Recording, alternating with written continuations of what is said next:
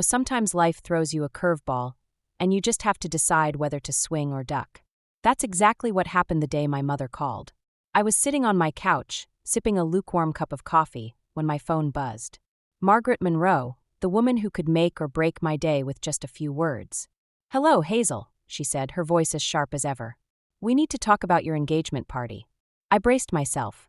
Conversations with my mother were never light. "Okay, what's up?" "Cancel it," she stated bluntly. "Lila's got a promotion, and we're throwing her a party that night." I felt the coffee turn sour in my stomach. "But Mom, Ethan and I have been planning this for months. People are already invited." "People can change plans," she replied dismissively. "Lila's achievement is significant. You understand, don't you?" Ah, the classic Margaret move, making me feel like the selfish one for wanting to celebrate my own engagement. My name is Hazel, and for as long as I can remember, I've been living in the shadow of my younger sister, Lila. It's like being in a play where you're always the understudy, never the lead. "Mom, this is important to me too," I said, trying to keep my voice steady. "Important?" she scoffed. "You have your whole life ahead of you. Lila needs this right now."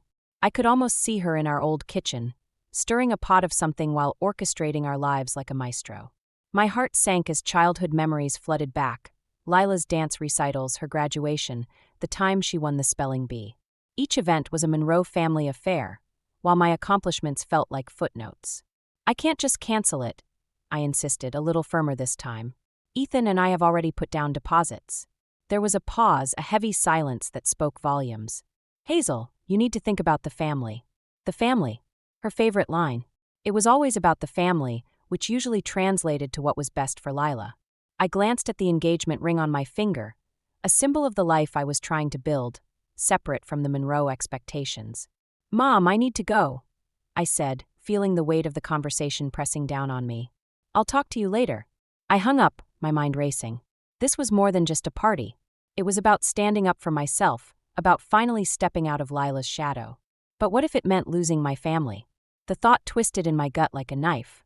Ethan walked in, noticing my troubled expression.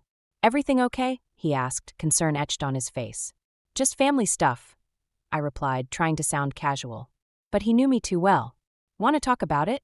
I shook my head, not ready to dive into the chaos that was my family dynamics. "Not yet, but thanks." As I sat there, I realized this was a turning point. I could either keep playing the role of the dutiful daughter, or finally take a stand. The choice was mine, and as daunting as it was about time I made it. I picked up my phone again, my thumb hovering over Jenna's contact. If anyone could help me navigate this mess, it was my cousin.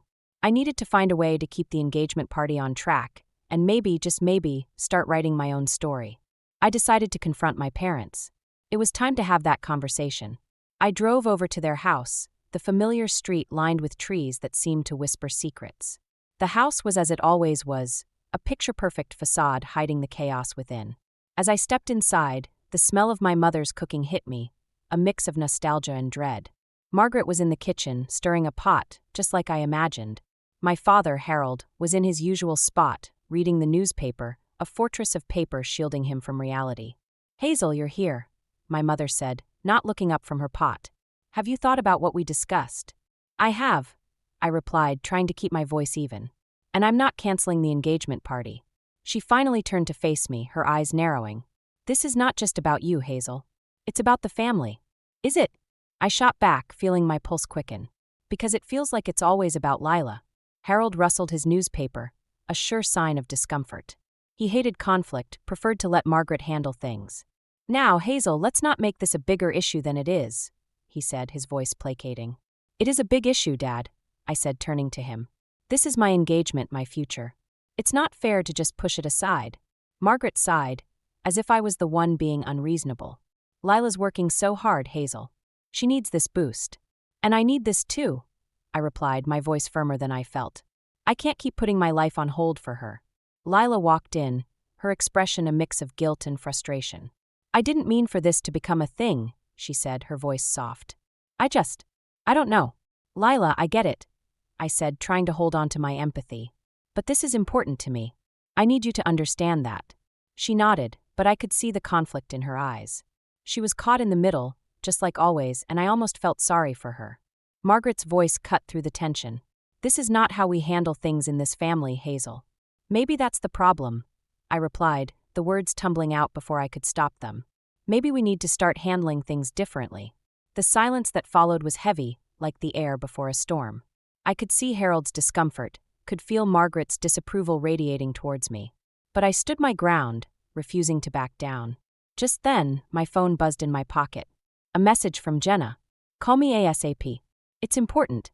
I excused myself, stepping outside to call her back. "Jenna, what's up?" "You need to know something," she said, her voice urgent. "I overheard Margaret talking to some of her friends. She's telling people you and Ethan broke up." "What?" I nearly dropped the phone. "Why would she do that?" "To redirect everyone to Lila's party," Jenna explained. "She's trying to sabotage your engagement." The revelation hit me like a punch to the gut. My own mother, spreading lies about me. I felt the ground shift beneath my feet, the betrayal cutting deeper than I'd expected. "Thanks for telling me, Jenna," I said, trying to steady my voice. "I'll figure something out." As I hung up, I knew the stakes had just been raised. This wasn't just about a party anymore. It was about reclaiming my life, my truth, from the tangled web my family had spun around me. And I wasn't going to let them take it away.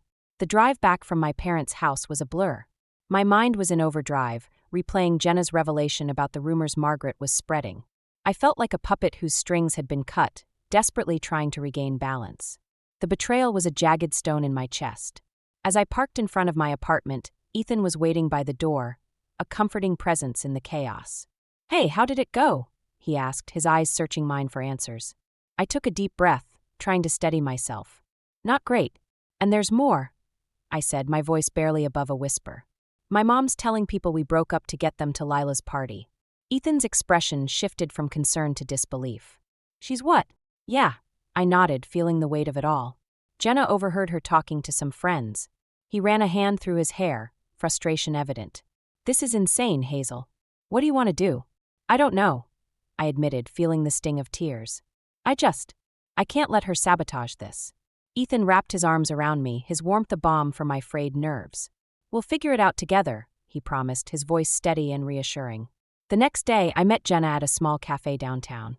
She was already seated, a cup of coffee in hand, her expression a mix of concern and determination. "Hey," she greeted, as I slid into the seat opposite her. "I've been thinking. We need to set the record straight." "Yeah, but how?" I asked, feeling the enormity of the situation pressing down on me. Jenna leaned forward, her eyes bright with ideas. "We could start by calling people directly. Let them know the truth. Won't that just seem like damage control?" I countered, worried about how it would look. "Maybe," she shrugged. "But it's better than letting the lies spread unchecked." As we discussed our plan, a thought struck me. What if we did something more public? Like a post on social media? Jenna considered it, then nodded. "That could work. We'll make it clear that the engagement is still on. And maybe throw in a few subtle digs about misinformation." I smiled for the first time that day. "I like the way you think." We spent the next few hours crafting the perfect post, one that was both informative and subtly pointed, without directly calling out Margaret. It was a small act of rebellion, but it felt empowering. As I hit post, a sense of relief washed over me. It wasn't a complete solution, but it was a step in the right direction. I was taking control, reclaiming my narrative. Later that evening, my phone buzzed with notifications. Messages of support poured in from friends and family who had seen the post. It was heartening to know that not everyone was swayed by Margaret's manipulations. But just as I started to feel a sense of victory, a new message appeared. It was from Lila. "Can we talk?" it read. I hesitated, knowing that this conversation could either mend bridges or burn them entirely. But I couldn't ignore it. Not after everything that had happened. I replied, "Sure." "When?" Her response was immediate. "Tonight. I'll come by your place." As I waited for her arrival, I couldn't shake the feeling that this was a turning point. Whatever Lila had to say could change everything. And I had to be ready for whatever came next. I was pacing the living room when Lila arrived, her face a mask of uncertainty. She hesitated at the door, clutching her purse like a lifeline. I gestured for her to come in, trying to keep my expression neutral despite the turmoil inside. "Thanks for seeing me," she said, her voice barely above a whisper as she settled onto the couch. "Of course," I replied, though my heart was pounding. "What's going on, Lila?" She looked down, fiddling with the strap of her purse. "I heard about the post," she began, her words slow and deliberate. And I know what Mom's been saying. I nodded, waiting for her to continue. There was a tension in the air, a silent acknowledgement of the chasm between us. I didn't ask her to do that, Lila continued, her eyes meeting mine with a mix of guilt and desperation. You have to believe me, Hazel. I wanted to believe her, but the hurt was too raw. Why didn't you stop her? I asked, my voice tinged with accusation. She sighed, a weary sound that seemed to carry the weight of years. You know how she is. It's like trying to stop a train. Maybe, I conceded. But you're not a kid anymore, Lila. You can stand up to her. Lila shifted, her discomfort evident. I know, and I want to. But it's hard when you've spent your whole life trying to be what she wants. Her words struck a chord, a shared understanding of the burdens we both carried. But it didn't erase the damage done. I can't keep doing this, Lila, I said, my resolve hardening. I can't let her control my life anymore. I don't want to lose you, Hazel, she admitted, her voice cracking. I'm scared of what will happen if I don't play along. I studied her, the vulnerability in her eyes a stark contrast to the confident facade she usually wore. For a moment, I saw the sister I used to confide in, before the family dynamics twisted us apart. I'm not your enemy, I said softly, hoping to bridge the gap between us. She nodded, tears glistening. I know, and I'm sorry. I'll talk to Mom. I'll try to fix this. As she left, I was left with a sense of unease. Her apology was sincere, but it didn't change the fact that my trust had been shattered. I needed to protect what was mine, and that meant making difficult choices. Later that night, Ethan and I sat together, the glow of the city lights filtering through the window. He reached for my hand, his touch grounding me. Do you think she meant it? He asked, his voice gentle. I think she did, I replied, leaning into him. But I can't rely on that. We need to be ready for whatever comes next. Ethan nodded, his expression thoughtful. We'll deal with it together. It was then that I realized how much I valued this partnership, this shared life we were building. And I wasn't going to let anyone take that away from me. Not Margaret, not even Lila. As I lay awake that night, a new determination took root. I would fight for my happiness, for my future with Ethan. And if that meant redefining my relationship with my family, so be it. This was my life, and it was high time I lived it on my terms. I decided it was time to visit my grandmother Edna. She was the one person who always seemed to have a way of cutting through the noise and getting to the heart of things.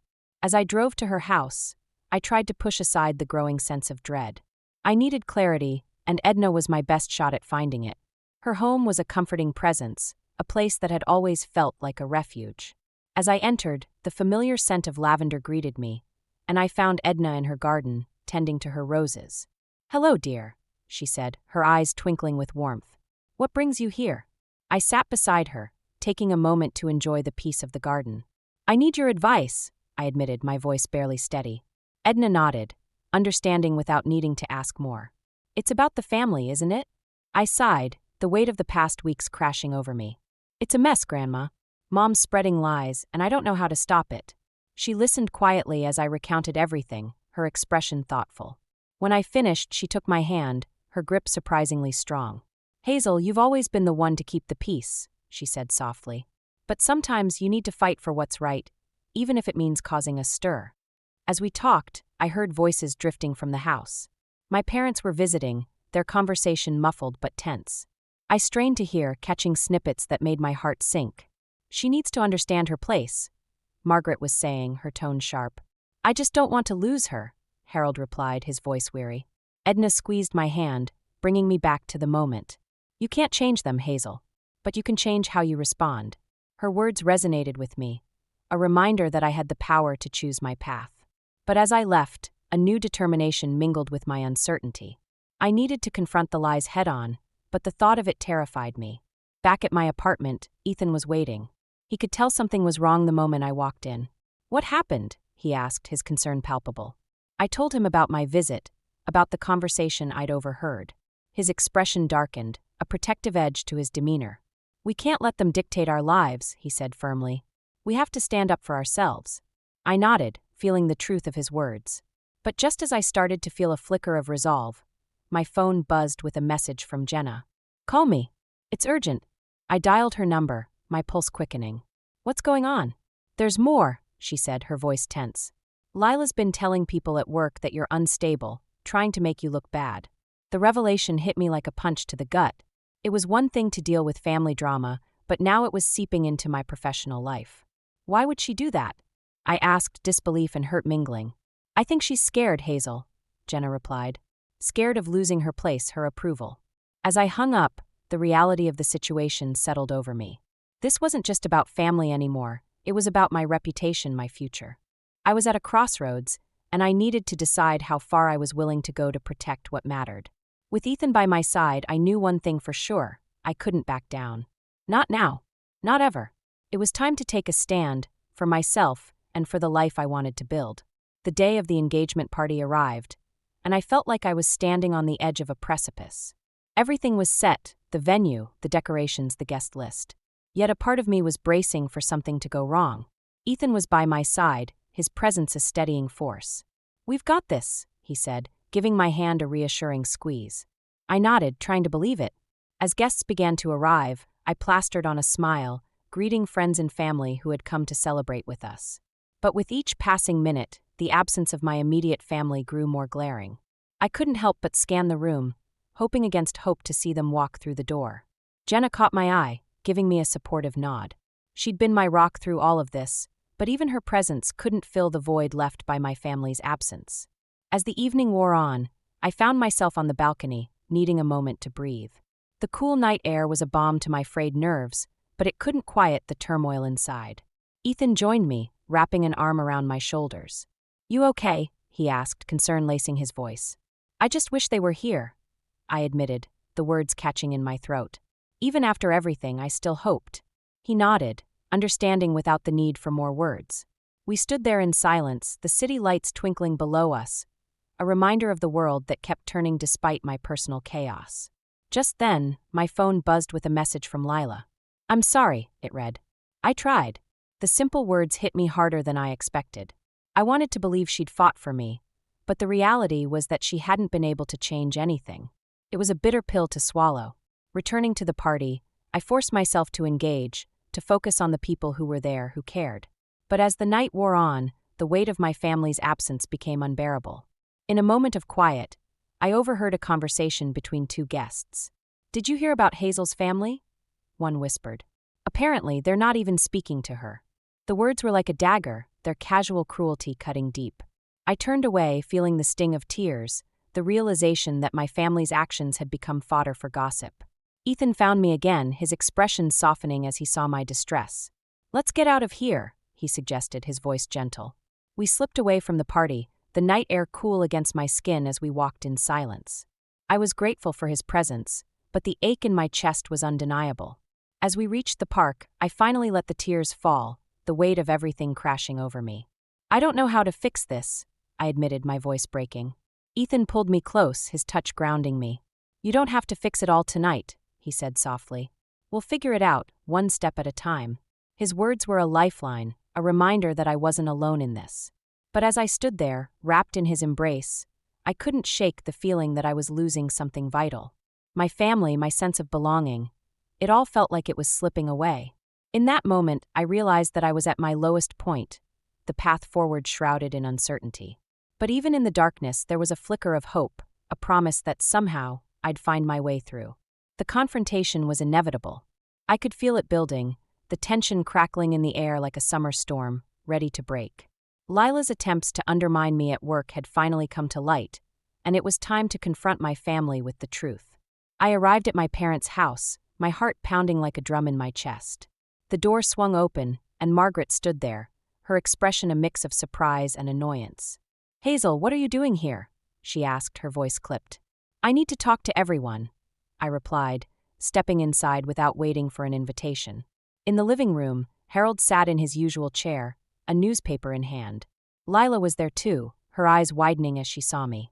The air was thick with unspoken words, a silence that screamed louder than any argument. "I know what's been happening," I began, my voice steady despite the turmoil inside. "The lies, the rumors. It has to stop." Margaret crossed her arms, her demeanor defensive. "I don't know what you're talking about." "Yes, you do," I countered, meeting her gaze head-on. "You've been spreading lies about Ethan and me. And Lila, you've been trying to sabotage my career." Lila flinched, guilt flashing across her face. "I didn't mean for it to go this far," she said, her voice trembling. "Then why?" I demanded, the question hanging in the air like a challenge. She looked down, her facade crumbling. I was scared. Scared of losing everything I've worked for. Scared of losing Mom's approval. Margaret's expression softened, but I couldn't let them off the hook so easily. And what about me? I asked, my voice rising. What about my life, my happiness? The room was silent, the weight of my words settling over us like a shroud. Harold finally spoke, his voice tentative. We didn't mean to hurt you, Hazel. You just what? I interrupted, my frustration boiling over. You just decided my life didn't matter as much as Lila's? Margaret took a step forward, her expression conflicted.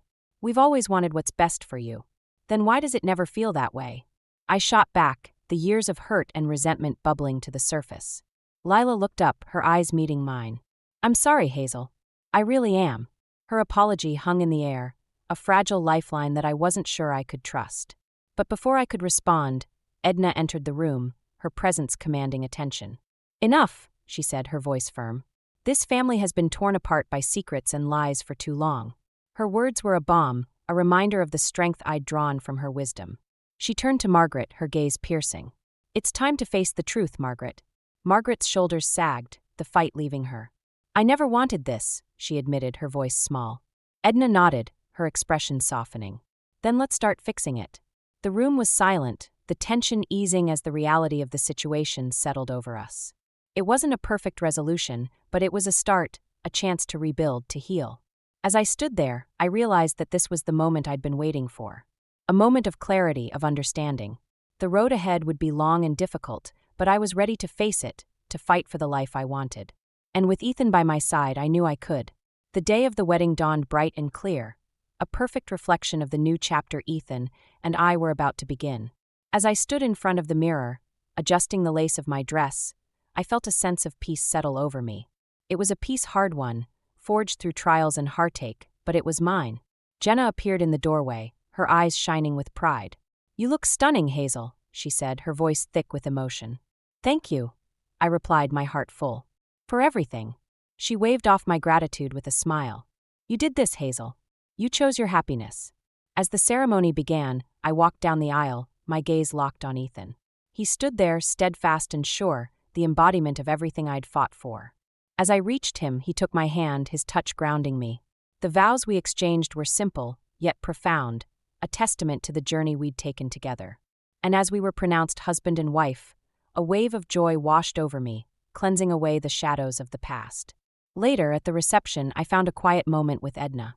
She was watching the festivities with a serene smile, her presence a comforting anchor. I'm proud of you, Hazel, she said, her voice warm. Thank you, Grandma, I replied, my heart swelling with gratitude. I couldn't have done it without you. She nodded, her gaze thoughtful. You've shown strength and grace, even when it wasn't easy. That's a rare gift. Her words were a balm, a reminder of the resilience I'd discovered within myself. But as we sat there, a lingering question tugged at my mind. Grandma, why did things get so complicated? I asked, needing to understand.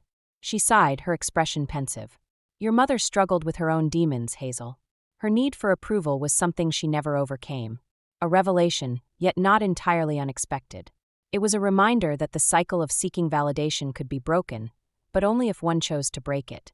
As the evening wore on, I found myself reflecting on the journey that had brought me here. The struggles, the betrayals, the moments of doubt, they had all shaped me, but they didn't define me. Lila approached me, her expression tentative. I'm sorry, Hazel, she said, her voice sincere. I'm trying to change. I nodded, acknowledging her effort. I hope you do, Lila. For your sake. It wasn't a perfect resolution, but it was a start.